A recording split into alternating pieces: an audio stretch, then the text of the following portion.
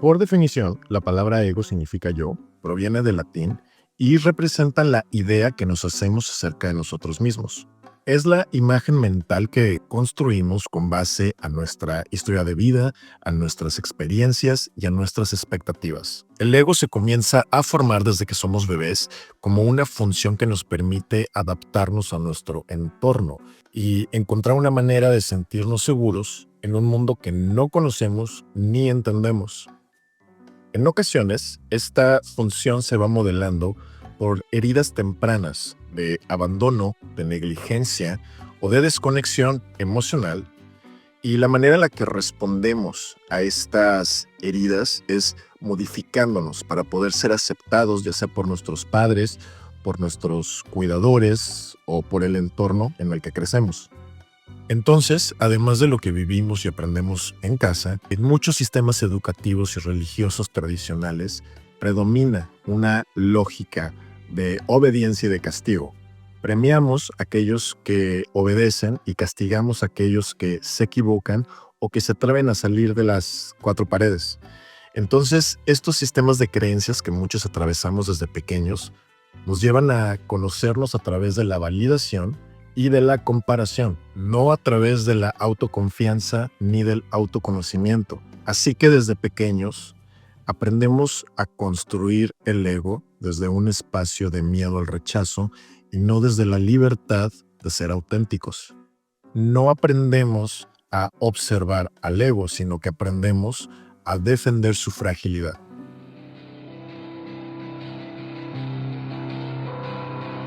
Esta fragilidad nos señala que el valor propio no se encuentra dentro de mí como ser humano, sino que se encuentra en la aprobación externa, en mis calificaciones, en las marcas que he visto, mi grupo social, estrato socioeconómico, está en lo que se dice de mí, en lo que percibimos como nuestros logros y nuestros éxitos. Esta fragilidad se ha convertido en la epidemia que atraviesa nuestra cultura moderna. Es una pandemia de superficialidad, de control y de comparación, donde el ego necesita sentirse superior que alguien más para poder existir. Esto es algo que podemos ver reflejado en las dinámicas sociales como del bullying, la exclusión, la cultura de cancelación y el narcisismo digital con sus fantasías del yo perfecto. También lo podemos ver con los líderes en las escuelas, en el trabajo, en la política. Son líderes que no están aquí para servir. Son líderes que actúan para imponer, controlar y oprimir. Entonces, un ego frágil no nada más distorsiona nuestras decisiones y nuestro comportamiento, sino que también censura nuestra creatividad. Por ende, estamos rechazando nuestra autenticidad, con tal de controlar este resultado de aceptación y de validación externa. Nos enfrentamos a tantas reglas y expectativas que dejamos de expresarnos con libertad. Incluso en el arte, lo podemos ver hoy en día con la música popular, hay reglas de estructura, hay reglas en la progresión de acordes, en los patrones rítmicos. Son fórmulas repetitivas que reflejan el miedo que hay a innovar.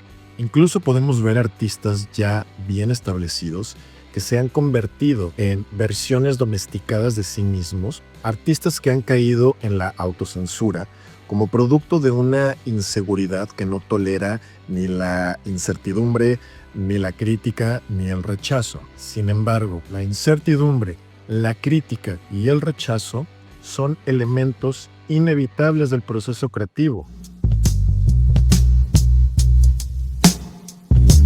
Hablar de creatividad es algo mucho más profundo y mucho más grande que hablar acerca de arte o hablar acerca de una simple inspiración. La creatividad es una herramienta vital con la que construimos nuestra realidad.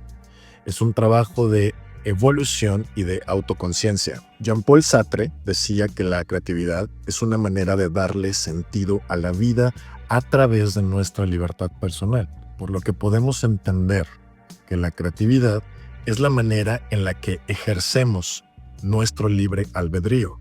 Pero ¿qué pasa cuando sacrificamos nuestra libertad, o sea, nuestra autenticidad, por el placer momentáneo de ser aceptados o aprobados por alguien más? El miedo a la desaprobación únicamente existe cuando mi felicidad depende de esa aprobación externa. Cuando nosotros estamos buscando la aprobación de nuestra familia, de alguna persona o de algún grupo social, es porque nosotros ya les hemos cedido el poder de rechazarnos. Por eso es tan fácil que nos controlen, porque somos capaces de ceder la fuente de nuestro poder personal con tal de ser aceptados por este pensamiento colectivo. Por esto, Nietzsche le llamaba la moral de los esclavos. Cuando nos permitimos encerrarnos en estas limitaciones que diluyen nuestra autenticidad, el ego queda atrapado en un ciclo vicioso de sentimientos de superioridad e inferioridad simultánea. Superioridad porque necesito sentirme más grande y mejor que tú para darme esa validación, pero inferioridad porque tengo en el inconsciente una sombra que me está diciendo que no valgo lo suficiente. Una sombra que no se disuelve ni con éxito ni con reconocimiento. Únicamente puede sanar cuando nos decidimos enfrentarla. Alan Watts explicaba que la función principal del ego es preservar su imagen. Pero, ¿qué pasa cuando este mecanismo de defensa está siendo afectado por el mismo desequilibrio del ego? Esto nos lleva a ser partícipes de un juego de miedos y de inseguridades que disfrazamos como superficialidad y arrogancia. La creatividad debe de sumar. Sin embargo, hay una línea muy delgada que cuando se cruza, la creatividad deja de ser productiva y se convierte en una fuerza destructiva. Cuando empezamos a crear para hacerle daño a otros. Entramos en una dinámica de competencia adictiva que nos puede volver crueles y críticos. Nos lleva a involucrarnos en chismes, en trampas y en mentiras únicamente para poder obtener esa validación. Fomentamos un ciclo vicioso de celos y de envidias que no tiene fondo. Cada vez nos hundimos más y más tratando de llenar ese hueco. Nos encerramos en una especie de laberinto que únicamente afecta nuestra evolución personal. Sin embargo, como la función principal del ego es preservar su imagen, nos es mucho más fácil y cómodo ser partícipe de estas dinámicas en lugar de enfrentarnos a nosotros mismos y enfrentarnos a las mentiras que nos decimos para justificar nuestro comportamiento. Como seres humanos, todos hemos pasado por esto. Ciertamente yo he pasado por esto. Pero trascender el ego en este mundo tiene un costo muy alto. Nos cuesta ir en contra del pensamiento colectivo, debido a que hacerlo es enfrentarnos a la adversidad, es ir en contra de la marea. Sin embargo, como Marco Aurelio señala en sus meditaciones, el impedimento a la acción avanza la acción. Lo que se interpone en el camino se convierte en el camino. Según el pensamiento estoico, este proceso de autorreinvención ante la adversidad es en esencia lo que podríamos entender como la creatividad. Es un acto de disciplina, de virtud y de sabiduría. En la filosofía, Nietzsche hablaba de este proceso de autotransformación con su concepto del superhombre, una persona que trasciende las normas impuestas y que crea sus propios valores y de esta manera haber logrado ser testigo de todo este miedo que hay por debajo de estas creencias que nos limitan. En la psicología podemos ver cómo Rollo May escribió que crear es un acto de valentía porque nos confronta con lo desconocido en nosotros mismos. Similarmente, Jung habla acerca de su proceso de individuación como el llamado interno a enfrentar nuestras sombras para convertirnos en quien realmente somos. o sea, en nuestra mejor versión.